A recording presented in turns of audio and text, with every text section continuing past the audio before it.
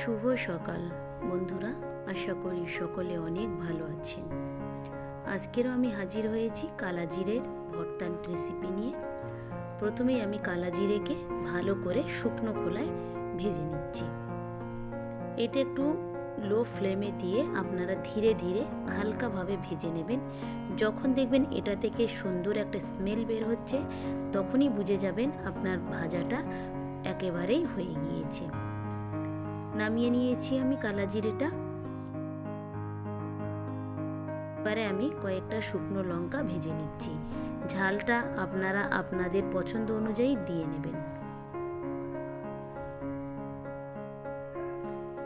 ওই একই প্যানে এখানে আমি খানিকটা পেঁয়াজ কুচি, কাঁচা লঙ্কা আর কয়েক কোয়া রসুন আমি ভালোভাবে এটাকে ভেজে নিচ্ছি।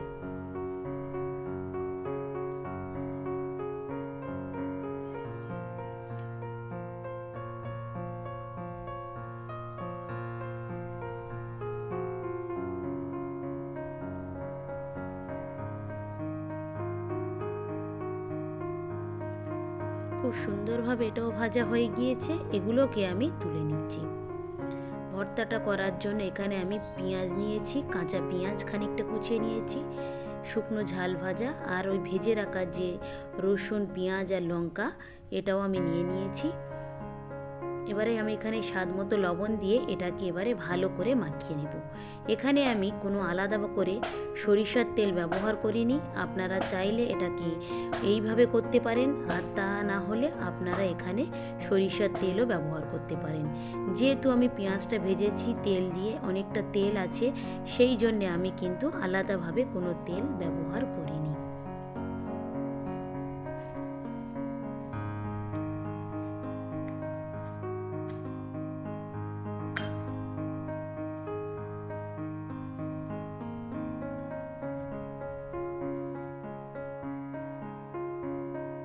সবগুলোকে ভালো করে মাখিয়ে নিচ্ছি। এবার সবগুলো ভালো করে এবার আমি মাখিয়ে নিয়েছি। এই সময় এসে আমি কালা জিরেটা দিয়ে দিচ্ছি। আমি এটাকে মিক্সারে বেটে নিয়েছি। আপনারা চাইলে এটাকে শিলপাটাও বেটে নিতে পারেন, এবং আপনারা কাঁচা লঙ্কা, পেঁয়াজ, ভাজা পেঁয়াজ এবং ভাজা রসুনটাও আপনারা শিলপাটায় বেটে নিতে পারেন। ব্যাস এইভাবে মাখিয়ে নিলে হয়ে যাবে আপনার কালা জিরার ভর্তার রেসিপি।